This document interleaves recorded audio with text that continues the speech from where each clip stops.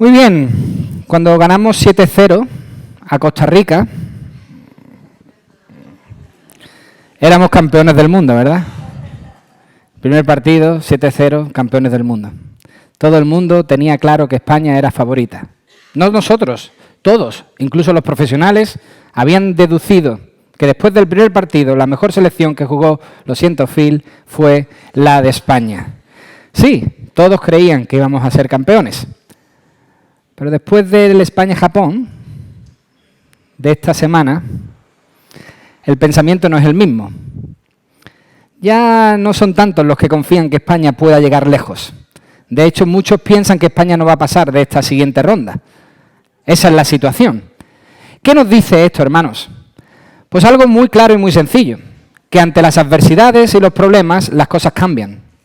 Nuestra perspectiva de las cosas cambian cuando llegan las pruebas y las dificultades. No vemos bien cuando las cosas van mal.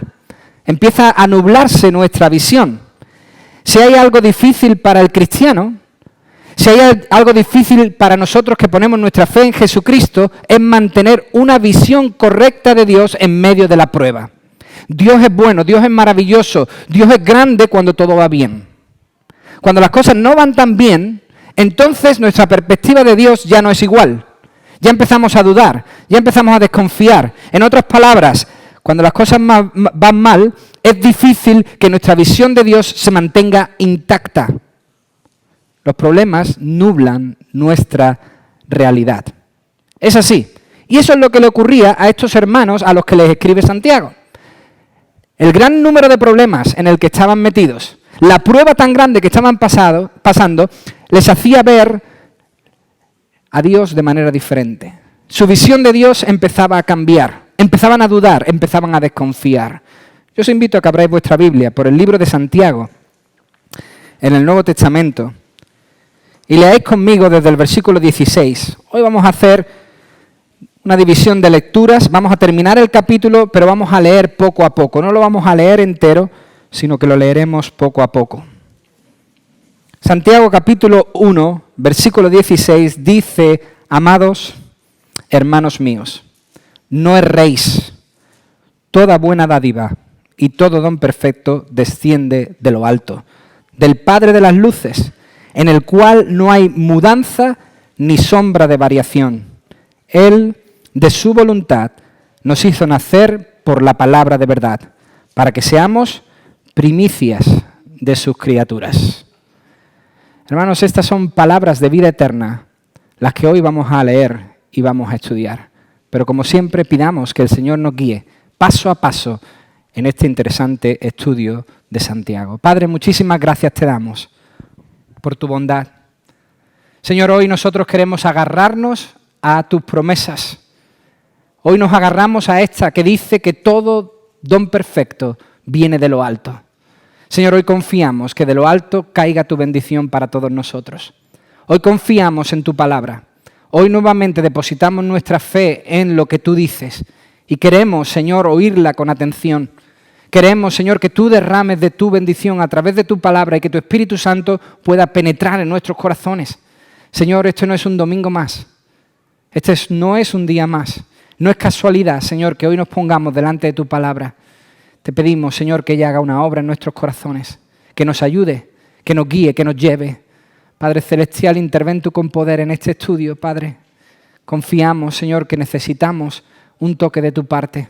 Señor, decimos que necesitamos que tú, de alguna forma, hoy, sabiendo cómo somos, sabiendo cómo estamos, toques nuestra vida. Te lo ruego, Señor, en el nombre de Jesús. Amén. Hermanos, uno de los problemas, de los muchos problemas que tenía esta comunidad de creyentes a la que Santiago le escribe esta carta, es que no ponían freno a su lengua. Y ese es un grave problema, un problema muy serio. Uno de los problemas que tenían entre ellos es que no ponían freno a su boca, dice más adelante el versículo 26 que vamos a leer. Ese es el contexto donde nos encontramos esta mañana. Estos hermanos tenían un problema grave y es que estaban utilizando su boca mal. Quiere decir que ellos tenían entre ellos chismes, críticas, calumnias, malas palabras. Y por supuesto, esto creó división. Inevitablemente esto creó que la iglesia empezase a dividirse hasta tal punto que olvidaron sus responsabilidades y deberes cristianos, como veremos más adelante. En ese contexto nos movemos. Habían utilizado tan mal la boca, tan mal los labios, tan mal la lengua, que se habían olvidado de sus responsabilidades, habían creado división y no estaban atendiendo a sus deberes cristianos. Hermanos, tenemos delante de nosotros el típico caso de hablar mucho y hacer poco. Eso es lo que tenemos por delante, el caso clásico de esos que hablan mucho y hacen poco. Y lo que se requería era hablar menos, oír más y practicar lo que se oía. Primeramente vemos que hablaron mal de Dios. No solamente hablaban mal el uno del otro, sino que primero hablaron mal de Dios. Dice el versículo 16, no erréis. Eso quiere decir, no os engañéis. Se estaban engañando, hermanos, a ellos mismos. ¿Cómo se engañaban? Diciendo lo siguiente: si estamos aquí, en estas circunstancias, fuera de nuestra nación, fuera de nuestra casa, pobres, sin comida, explotados por nuestros jefes, si estamos en estas circunstancias es porque Dios no nos ama. Se estaban engañando. Eso estaba penetrando en sus mentes. Dios no nos ama porque estamos en estas circunstancias. Ya lo vimos, que decían eso en el versículo 13 hasta el versículo 15. Y es así, hermanos. Algunos ven a Dios siempre como el enemigo. Algunas personas ven a Dios como el malo de la película. Jamás le ven como el bueno. Jamás le ven como un amigo. Siempre le ven como un enemigo, como que quiere nuestro mal. Como que Dios siempre está ahí para hacernos daño, como que Dios está en el cielo queriendo hacernos todo el daño posible y no busca nuestro bien. Ese era el caso. Eso pensaban estos cristianos que estaban en estas circunstancias porque Dios lo había decidido así, porque Dios quería hacerles daño. Pero hermanos, Santiago les está diciendo que no deben llegar a la conclusión de que Dios es quien les tienta, de que Dios es quien está buscando su mal. No deben concluir que Dios quiere hacerles daño. Al contrario, Dios es aquel que da, dice el texto, buenas dádivas a sus hijos. ¿Qué quiere decir eso? Que todo lo que es bueno viene de Dios y todo lo que Dios da es bueno. Eso lo está diciendo Santiago. No os equivoquéis, no os engañéis. Lo malo no viene de Dios. Dios da cosas buenas. Dios quiere nuestro bien. Dios quiere nuestra bendición. Siempre ha sido así, hermanos, y siempre lo será. Ese es el corazón de Dios para con los suyos, para sus criaturas. Es verdad que nosotros hemos recibido una gracia especial, pero ¿acaso no ha recibido la humanidad entera hoy la gracia de Dios? Por supuesto, ese es el deseo de Dios. Dios desea el bien de las personas. Hermanos, no es que un día Dios se levanta queriendo nuestro mal y al siguiente día Dios quiere nuestro bien. Dios no se levanta un día diciendo, ¡hoy qué bien van las cosas por ahí, vamos a chafarle un poco los planes para que se diviertan un poco! No, Dios no es así. ¿Por qué? Porque dice el texto que Él no cambia. Él es el mismo. ¿Y cómo lo explica eso Santiago? Es muy interesante. Lo explica diciendo que Él es el Padre de las luces. ¿De qué luces, Iván? ¿De las bombillas, las lámparas, las de Navidad? No. Luces significa las estrellas, como hemos cantado, el sol, la luna, los planetas. Dios es el Padre de esas luces. En definitiva, Él es el creador de esas luces. Por lo tanto, lo que está diciendo Santiago es que las luces cambian. Por el día sale el sol y por la noche llega la luna y las estrellas. Y al día siguiente vuelve a salir el sol y después viene la luna y las estrellas. Y así hay una rotación. Las luces van cambiando. Pero Dios no cambia. Dios sigue siendo el mismo. Él no es controlado por las luces. Él es quien controla las luces. Es el Padre, el creador de las luces. No cambia como lo hacen ellas. El Señor no rota sus pensamientos. No dice un día una cosa y otro día la contraria. No. Él sigue amándonos. Él sigue dándonos cosas buenas. Él sigue siendo bueno con nosotros, hermanos. Dios controla perfectamente nuestro destino. Está en sus manos. no lo controlan las estrellas. Y yo siento si esto puede afectar a algunos, pero hermanos, confiar en el cielo es de necios. Lamentablemente hay personas que confían en el cielo. Y cuando digo esto no me refiero a que confían en Dios, sino que confían en las estrellas, en los horóscopos. Ponen toda su confianza en eso. Pero ¿sabéis qué? Hoy lees tu horóscopo y pasado mañana será diferente. Y dentro de 4 días será diferente. Y dentro de una semana será diferente. ¿Por qué? Porque las estrellas cambian, las luces cambian, pero Dios no cambia.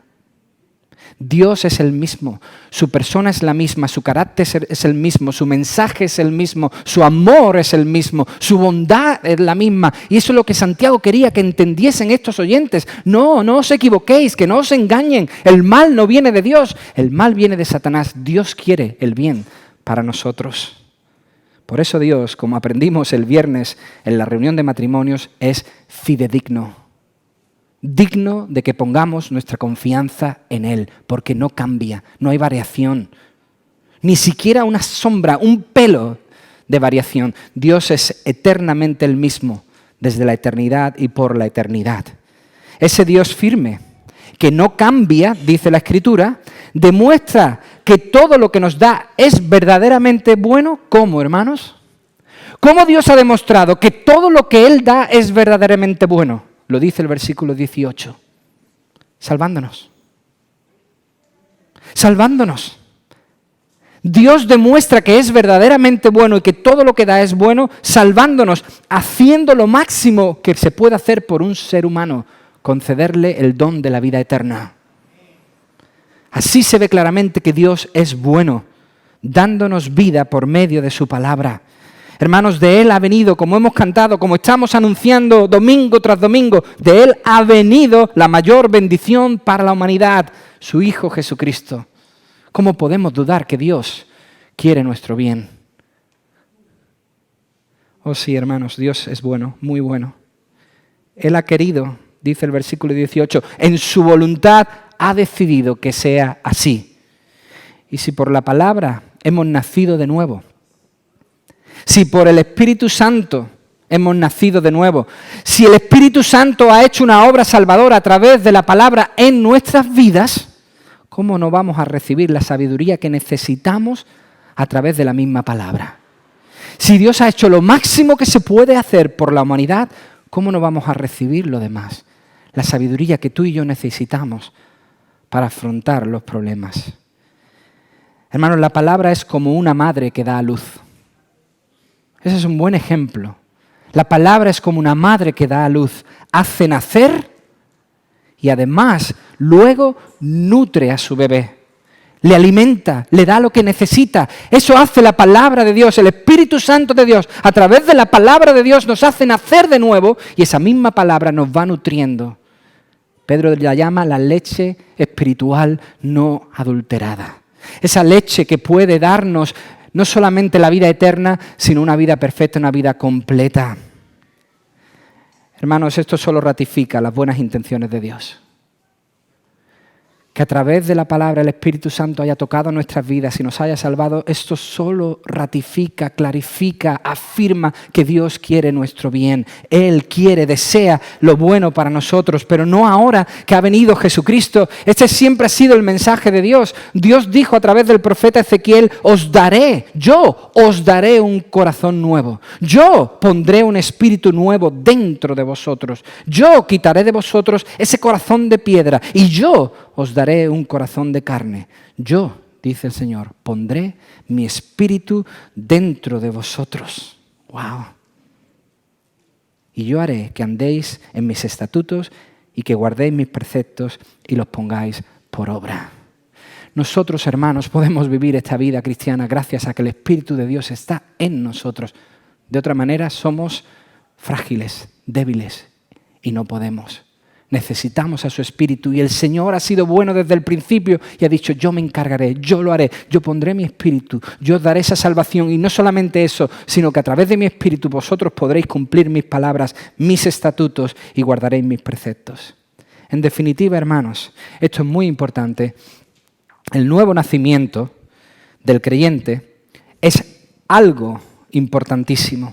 porque el nuevo nacimiento del creyente deja claro algo que nosotros debemos conocer. Es un ejemplo de bondad y de provisión, de la provisión de Dios. Nacer de nuevo es un ejemplo para nosotros de que Dios quiere cosas buenas para nosotros. ¿Y entender esto? Que el ser humano pueda ser capaz de entender esto es sabiduría. El que sepa entender estas palabras ha adquirido sabiduría. Llegar a la conclusión de que Dios es bueno es sabiduría. La sabiduría que necesitamos para afrontar nuestras dificultades. Si en medio de las dificultades empezamos a dudar de la bondad de Dios, tenemos que seguir orando para que el Señor nos siga dando esta sabiduría. Tenemos que seguir pidiéndole, Señor, ayúdame a entender que tú eres bueno, siempre bueno, todo el tiempo. La sabiduría que necesitaban estos hermanos para enfrentar sus problemas. ¿Cuál era? Recordar quién es Dios, tener la perspectiva correcta de Él y de lo que Él hace a nuestro favor. Hermanos, lo que el cristiano tiene que hacer es sacar provecho de esta bondad. Eso es lo que nosotros tenemos que hacer. No dudar de ella, no cuestionarla, no tenerla como algo garantizado, sino aprovecharnos de esa bondad, aprovecharnos de las buenas dádivas que el Señor nos da, aprovecharnos de todo lo bueno que Él derrama sobre nuestras vidas. Y en este caso, ¿de qué nos dice el texto que debemos aprovecharnos? De la palabra de Dios. De la poderosa palabra de Dios. Versículo 19, leedlo conmigo. Dice, por esto, porque Dios es bueno. No dudemos de su bondad, hemos nacido por su palabra. Su palabra nos ha hecho nacer de nuevo, pero no solo eso, mis hermanos, mis amados hermanos. Todo hombre sea pronto para oír, tardo para hablar, tardo para airarse. Eso que está entre vosotros debe desaparecer, porque la ira del hombre no obra la justicia de Dios. Por lo cual, desechando toda inmundicia y abundancia de malicia, recibid con mansedumbre la palabra implantada, la cual, atentos hermanos, la cual puede salvar vuestras almas. Amados, nuevamente, al igual que en el versículo 16, nuevamente Santiago dice en el versículo 19, amados. ¿Por qué lo repite tanto? Porque Santiago quería recordarles que ellos no eran odiados por Dios. Ellos eran amados por Dios, bendecidos por Dios, que Dios no les había traído mal, sino que eran amados profundamente por Él. Y uno de los frutos de su bondad, una de las bendiciones que Dios derrama por su bondad es su palabra. Hermanos, Santiago va a aclararles que otra manera muy efectiva de resolver sus conflictos internos, de resolver esos conflictos que estaban teniendo el uno con el otro, es obedeciendo la palabra de Dios. Hermanos, esto es importantísimo. A la hora de enfrentar dificultades, obedecer la palabra de Dios es una solución efectiva.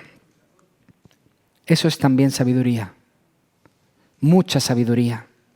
Cuando el cristiano en sus problemas atiende la palabra de Dios, la escucha, la practica. Hay sabiduría, hermanos, al escuchar mucho y hablar poco. Hay tremenda sabiduría cuando una persona escucha mucho y habla poco. Yo siempre he oído eso, pero lo he tomado como un chascarrillo, pero es realidad. Tenemos 2 oídos y una boca. Eso dice todo. Hay sabiduría, hermanos, cuando nosotros escuchamos mucho y hablamos poco. De hecho, uno de los proverbios más conocidos en la Escritura dice exactamente eso. Proverbios 17:28. Aún el necio, cuando calla, es tenido por sabio.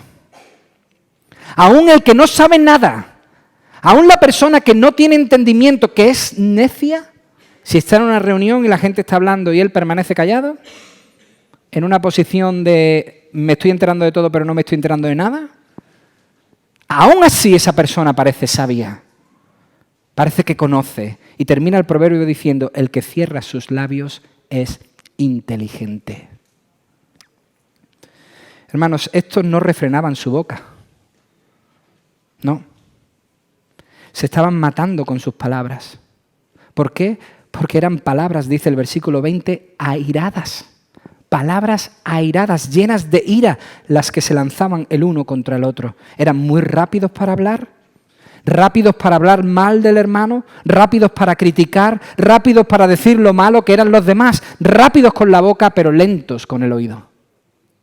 Muy rápidos para lanzar por aquí, pero muy lentos para oír por aquí. Así es como a veces nosotros intentamos resolver los problemas, lamentablemente. Así es como a veces nosotros intentamos resolver nuestras dificultades, nuestras desavenencias, nuestros conflictos. ¿Cómo? Pues no pensamos bien, no razonamos bien, no nos paramos a meditar lo que vamos a decir y simplemente lanzamos por nuestra boca lo primero que se nos viene a la cabeza. Así como nosotros a veces intentamos resolver los conflictos con nuestra boca, ¡bum!, ahí va. Pero hermanos, así nosotros no estamos cumpliendo la voluntad del Señor. Por lo general, la ira no agrada a Dios. Sé que hay una ira santa de la que hablan las Escrituras, pero por lo general la ira no agrada a Dios porque nos lleva a caer en todo tipo de pecados. Lamentablemente nosotros así respondemos ante la injusticia. ¡Bum!, con nuestra boca. Y eso es lo que estaba ocurriendo en esta iglesia. Estaban respondiendo mal el uno al otro. Creían que la justicia se arreglaba con la boca. Ese es el tipo de inmundicia y de malicia que había entre ellos, hermanos.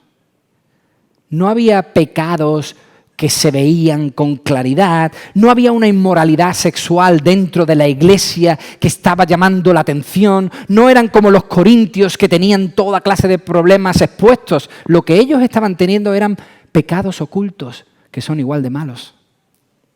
Igual de malos. Lo que ocurre es que cuando el pecado se ve parece que es más malo. Cuando no se ve, parece que no ocurre nada. Pues eso es lo que pasaba. Eran chismes, murmuraciones, quejas a escondidas. Como nadie lo veía, como nadie se enteraba, pues ahí no había problema. Era confiar en el dinero. Es decir, sí, yo confío en Dios, pero luego llegar a su casa y decir, lo que nosotros tenemos que hacer es negocio, lo que nosotros tenemos que hacer es trabajar más, quitarnos de aquí, quitarnos de allá, tener dinero, hacernos ricos. Con la boca decían que confiaban en Dios, pero en su corazón, en oculto, confiaban más en el dinero. Y Santiago les dice que debían deshacerse de esos pecados. Y normalmente, hermanos, aunque aquí no lo diga, pero normalmente cuando Dios nos pide que nos deshagamos de algo, lo inmediato es que después nos vistamos con algo.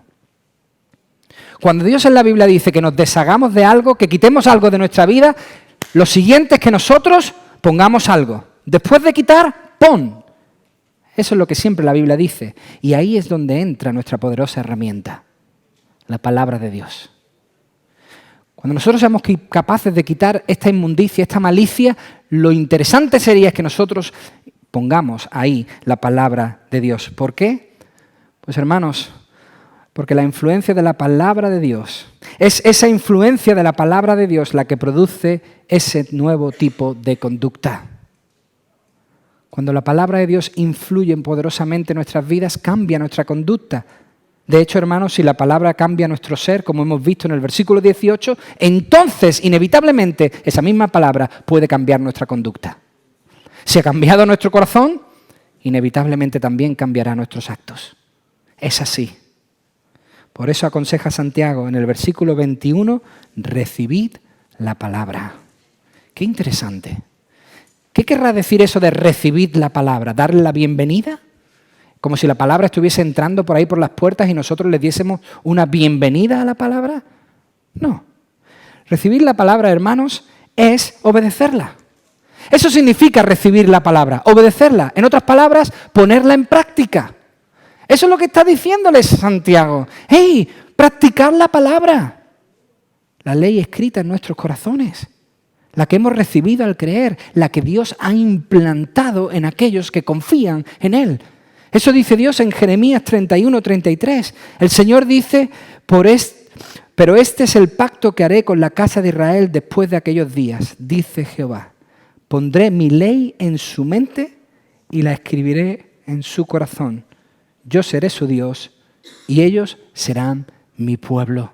Santiago está apelando a esa verdad. ¡Hey! La palabra está en vuestros corazones, está implantada en vuestras vidas. Ponedla en práctica. Hermanos, Dios implanta en sus hijos su palabra, haciendo que sea algo permanente. La palabra no es algo que nosotros hacemos así y la dejamos aquí, la apoyamos en nuestra estantería y nos vamos y la dejamos aparcada. La palabra viene con nosotros, porque la palabra encarnada vive en nosotros. Está con nosotros. Es una parte inseparable del creyente, una guía constante. La palabra es un recordatorio de su voluntad. ¿Acaso no os ha pasado que cuando estáis haciendo algo que no debéis, rápidamente viene a nuestra memoria algo que nos dice, no sé si esto lo tengo que hacer o no lo tengo que hacer? ¿Qué es eso? Esa es la palabra de Dios implantada en nuestros corazones. Con este mensaje, hermanos, lo único que está queriendo hacer Santiago es animar a que se mantuviesen con una actitud positiva dentro de la prueba. A que estas personas no empezasen a dudar de su Señor, a tener una imagen distinta de Dios. Por eso termina el capítulo diciendo lo siguiente, versículo 22, quizás de los más conocidos de todo el libro de Santiago. Dice, por lo tanto, sed hacedores de la palabra y no solamente oidores, engañándoos a vosotros mismos. Si alguno es oidor de la palabra, pero no hacedor de ella, ese es semejante al hombre que considera en un espejo su rostro natural, él se considera a sí mismo y se va, y pronto olvida cómo era. Pero el que mira atentamente en la perfecta ley, la de la libertad, y persevera en ella, no siendo oidor olvidadizo, sino hacedor de la obra, éste será bienaventurado en todo lo que hace. Si alguno se cree religioso entre vosotros, pero no refrena su lengua, ¿veis? Este es el problema, pero no refrena su lengua, sino que engaña su corazón, la religión del tal es vana. La religión pura y sin mancha delante de Dios, el Padre, es esta: visitar a los huérfanos y a las viudas en sus tribulaciones y guardarse sin mancha del mundo. Hermanos, lo que les estaba pasando es lo siguiente: tenían la verdad, habían oído la palabra, como estamos haciendo nosotros, oyendo la palabra, tenemos la palabra, ellos también la tenían, la habían oído, pero no la aplicaban bien. Bueno, dicho de otra manera, no la aplicaban, no la practicaban. Es algo que ellos hacían y que lamentablemente a mí a veces me ha ocurrido. La tengo, la oigo, pero no la practico. Y hermanos, eso no sirve para nada. El hecho de que Santiago diga una y otra vez hacer, hacer, hacer, no significa que oír la palabra no sea necesario. Mucho cuidado. No estoy diciendo eso. De hecho, Santiago no está en contra de escuchar la palabra, sino de la idea de que lo único que es necesario es escuchar. Eso es lo que a Santiago no le hacía mucha gracia. Que los cristianos se conformen simplemente con escuchar la palabra, con oír la palabra. Hermanos, escuchar la palabra debe llevarnos a ponerla en práctica. Cuando nosotros oímos la palabra de Dios o leemos la palabra de Dios, eso debe llevarnos a ponerla en práctica. De no ser así, la palabra de Dios no está dando su fruto. El comentarista que estoy siguiendo para estos estudios, Mu, entre otros, gracias Manolo por el comentario, ese me va a venir muy bien, pero el que estoy leyendo dice que la demostración última de que recibimos la palabra es cuando la practicamos. La demostración más clara de que nosotros hemos recibido la palabra de Dios, que está implantada en nuestros corazones, se ve cuando la practicamos, cuando la obedecemos.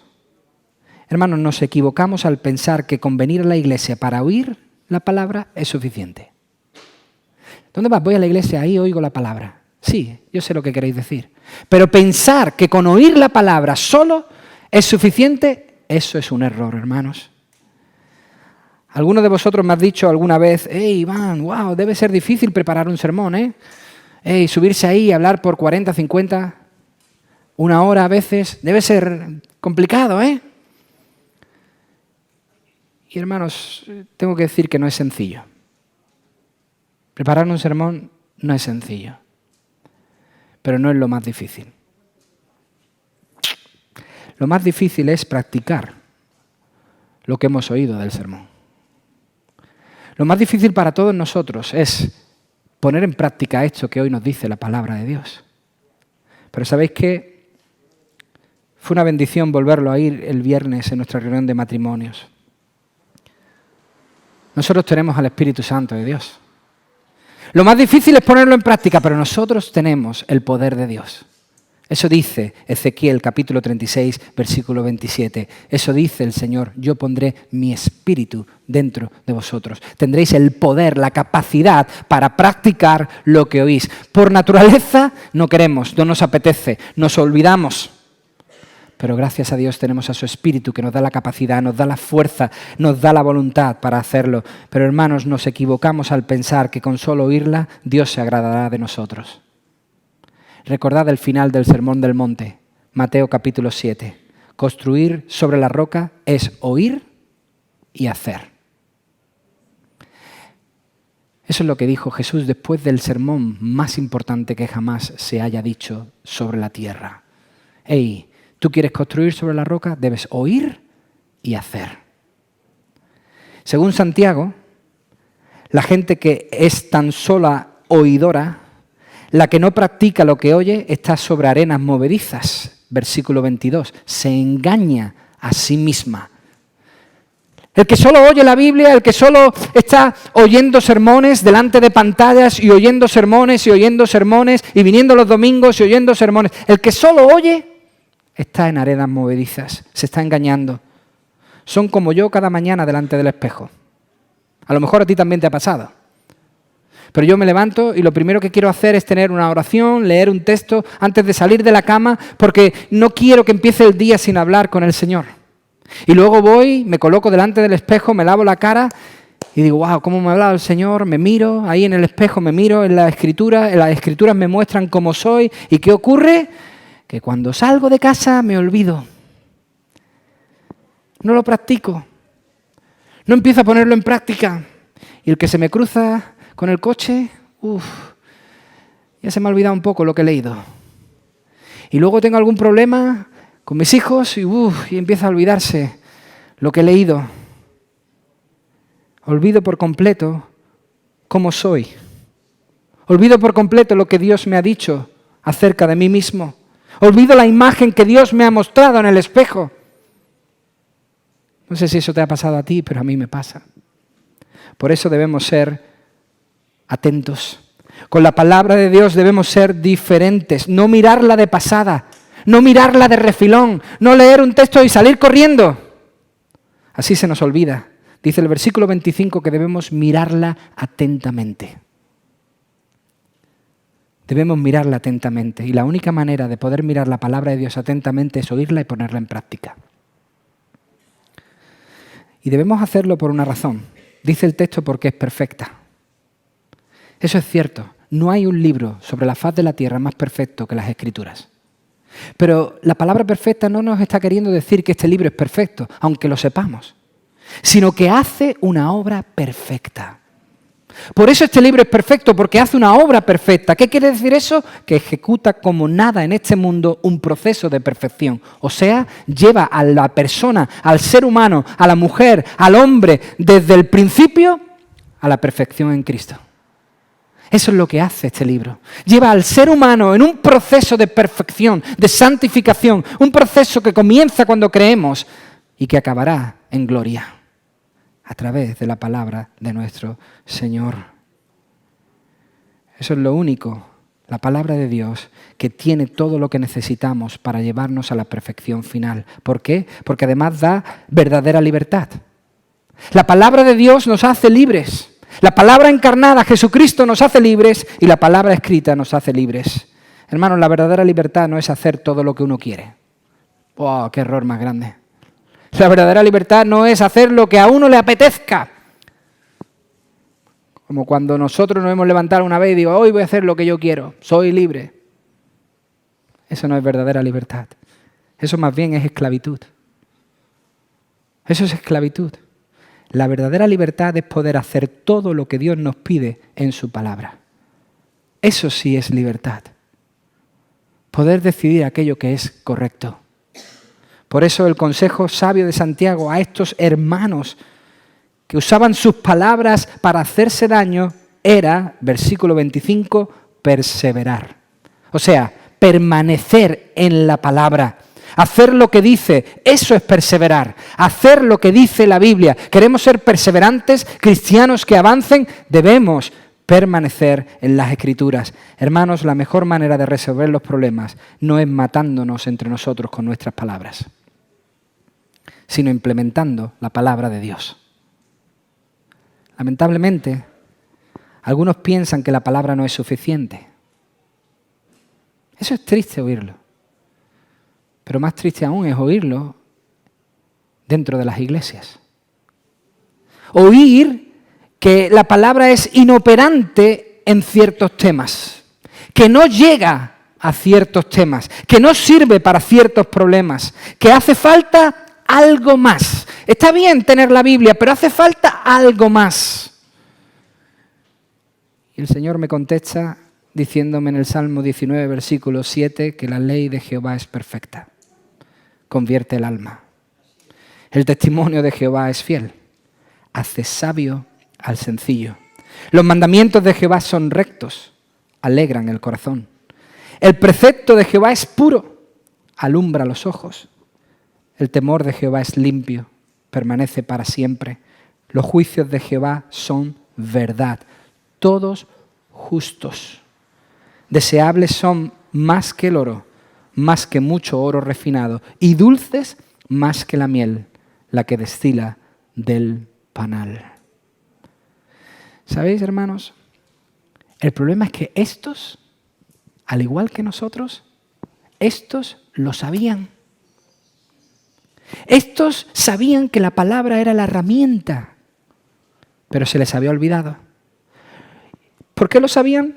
Porque eran religiosos. Eran religiosos, creyentes, dice el versículo 26. Es una pena que esta palabra, religiosos, hoy tenga connotaciones negativas, incluso aquí entre nosotros. Que parece decir religioso es como si estuviera diciendo algo horrible. Hermanos, religión significa la práctica pública de la fe. Si tú practicas lo que crees, eres religioso. Yo soy religioso.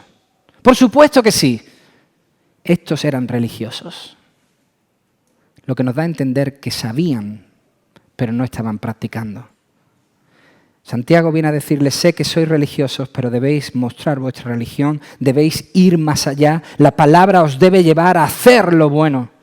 ¿Por qué? Porque la verdadera religión se manifiesta en un estilo de obediencia a Dios. Así se muestra la verdadera religión, en un estilo de vida obediente a Dios. El problema que tenían ellos es que querían resolverlo con sus palabras y no practicando la palabra. El problema que tenían entre ellos se resolvía atendiendo y practicando la palabra. ¿Y qué dice la palabra con respecto a su problema? Éxodo 22, 22.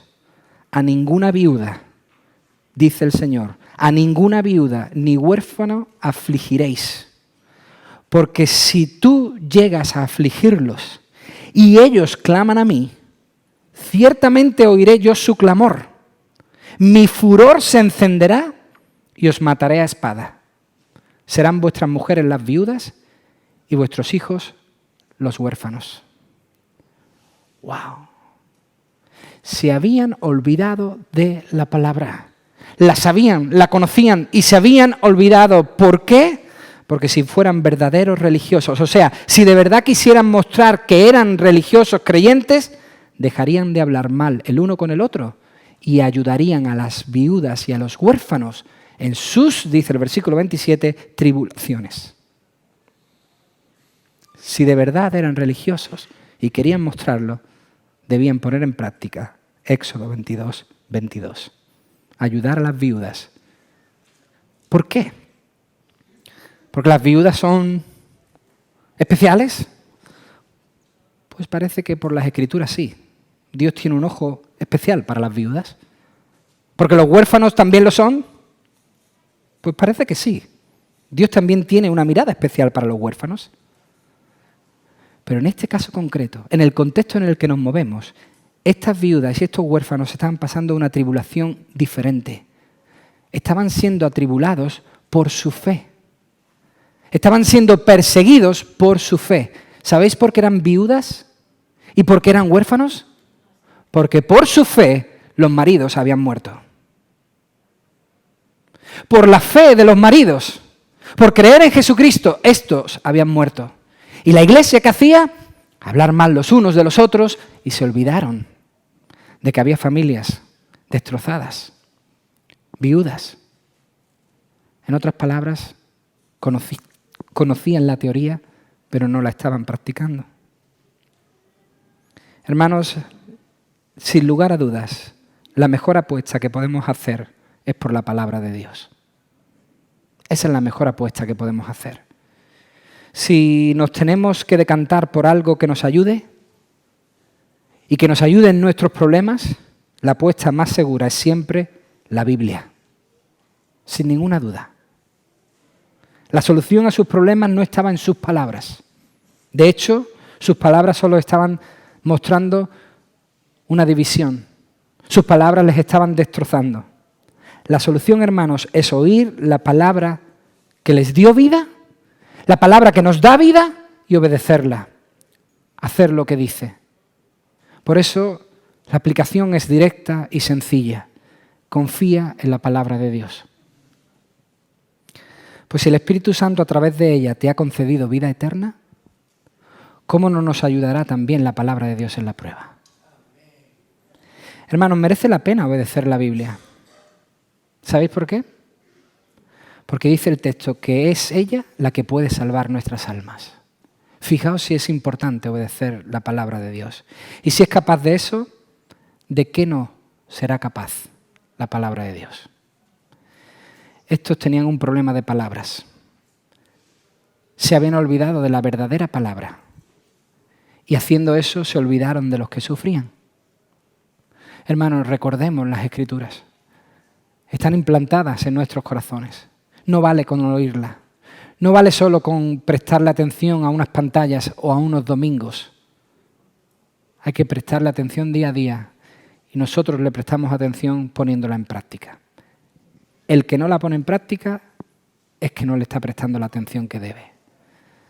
Yo espero que estas palabras nos animen a que en medio de la prueba no tengamos una distorsión errónea, que nos pase igual que con el fútbol. Oh, ahora que va mal, oh, somos un desastre. Señor, ahora mi vida va fatal, tú tienes que ser el peor Dios del mundo. No nos confundamos. Dios sigue siendo el mismo. Dios es bueno, quiere nuestro bien y lo ha demostrado salvándonos y dándonos su bendita palabra. Confiemos en ella. Vamos a orar. Quizás mientras oramos podemos escuchar unas notas musicales y vamos a reflexionar, hermanos, hoy.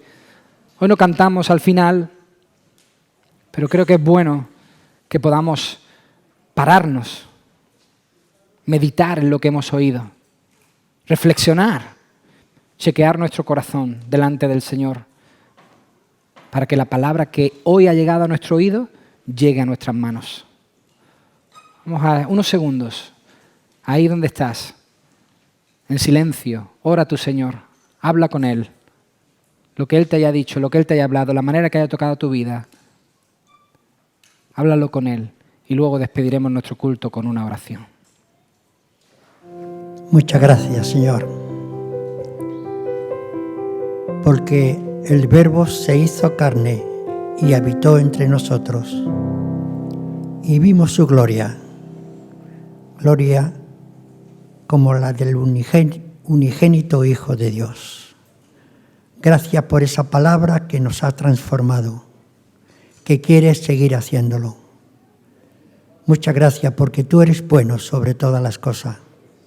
Te adoramos a ti, el único Dios verdadero. Permite, Señor, que haya abundancia de tu palabra en nuestros corazones, para que de la abundancia del corazón pueda hablar la boca, pueda evidenciar nuestra vida de lo que tú haces y quieres seguir haciendo en cada uno de nosotros. Sigue transformándonos, sigue modificando nuestros sistemas antiguos, arcaicos, que pertenecían a la oscuridad. Y permite, Señor, que a medida que la luz de Cristo inunde nuestro ser, pueda dar una evidencia mayor de la renovación de nuestro entendimiento, para que podamos vivir una vida clara, digna. Acompáñanos, Señor, ahora a nuestros hogares, con tu paz y con tu bendición. Que la gracia de nuestro Señor Jesucristo, el amor de Dios el Padre y la comunión y el poder del Santo Espíritu de Dios sea con todos aquellos que, habiendo recibido la palabra, y aquellos otros que necesitan recibir la palabra, puedan disfrutar de la bendición de la eternidad, desde ahora y para siempre. Amén, Señor. Amén.